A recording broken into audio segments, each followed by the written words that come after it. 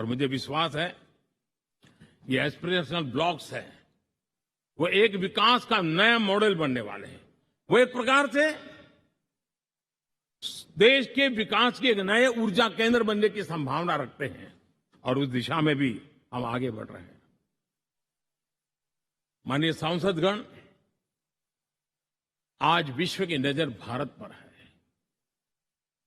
शीत युद्ध के समय हमारी पहचान कूटनिरपेक्ष देश के रूप में रही। उस समय की जो जरूरत थी, उसके जो लाभ होने थे, उस समय से हम गुजरे हैं। लेकिन अब भारत का स्थान कुछ और बना है और इसलिए उस समय कूटनिरपेक्ष की अवस्था आवश्यक होगी। आज हम उस नीति को लेकर के चल रहे हैं, जिस नीति को अगर हमें पहचानना है तो विश्व मित्र के रूप में हम आगे बढ़ रहे हैं। हम दुनिया से मित्रता कर रहे हैं, दुनिया हमारे में मित्र खोज रही है। ये शायद विश्व में एक भारत ने और दूरी नहीं, हो सके उतनी निकटता, उस रास्ते पर चल करके भी हम अपने विश्व मित्र के रूप में भाव आज सफलतापूर्वक आगे बढ़ा रहे हैं। और मुझे लगता है कि इसका लाभ आज भारत को हो रहा है। भारत आज दुनिया के लिए एक स्टेबल सप्लाई चेन के रूप में उभर रहा है और आज विश्व की ये जरूरत है और उस आवश्यकता की पूर्ति करने का काम G20 में भारत ग्लोबल साउथ के आवाज बनकर के उभरा है।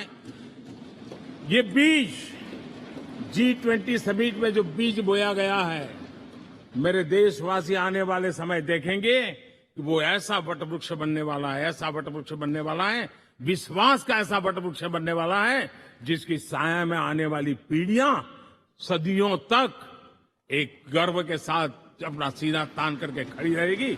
ये मुझे विश्वास है।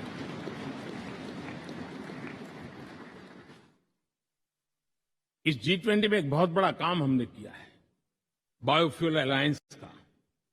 हम विश्व के नेतृत्व करते रहे, दिशा दे रहे हैं और विश्व को बायोफ्यूल अलायंस में दुनिया के सभी देश देखते ही देखते उसकी सदस्यता ले रहे थे और एक बहुत बड़ा आंदोलन खड़ा होने जा रहा है और जिसका नेतृत्व ये हमारा भारत कर रहा है।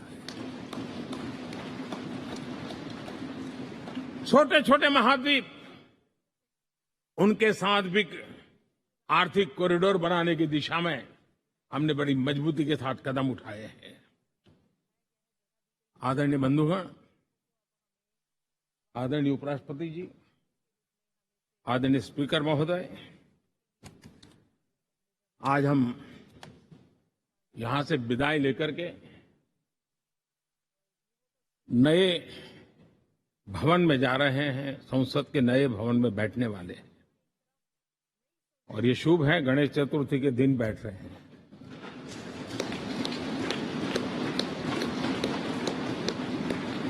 लेकिन मैं एक आप दोनों महानुभावों को एक प्रार्थना कर रहा हूं, एक विचार आपके सामने रख रहा हूं।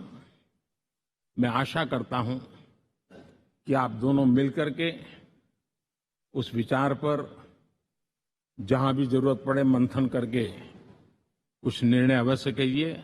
और मेरी प्रार्थना है, मेरा सुझाव है कि अब हम जब नए सदन में जा रहे हैं तब इसकी गरिमा कभी भी कम नहीं होनी चाहिए।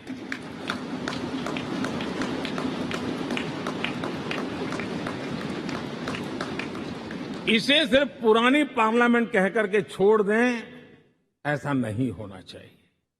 और इसलिए मेरी प्रार्थना है कि भविष्य में अगर आप सहमति दे दोनों महानुभाव, तो इसको संविधान सदन के रूप में जाना जाए।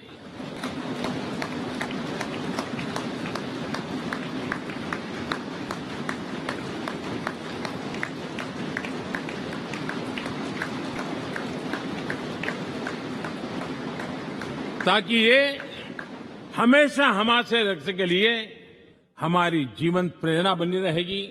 और जब संविधान सदन कहेंगे तब उन महापुरुषों का याद भी उसके साथ जुड़ जाएगी जो कभी संविधान सभा में यहां बैठा करते थे, गणमान्य महापुरुष बैठा करते थे। और इसलिए भावी पीढ़ी को ये तोहफा भी देने का अवसर हमें जाने नहीं देना चाहिए। मैं फिर एक बार इस पवित्र भूमि को प्रणाम करता हूं। यहां पर जो तपस्या हुई है, जन कल्याण के लिए संकल्प हुए हैं, इसको परिपूर्ण करने के लिए 7 दशक से भी अधिक समय से जो पुरुषार्थ हुआ है, उन सबको प्रणाम करते हुए मैं मेरी वाणी को विराम देता हूं और नए सदन के लिए आप सबको शुभकामनाएं देता हूं। बहुत बहुत धन्यवाद।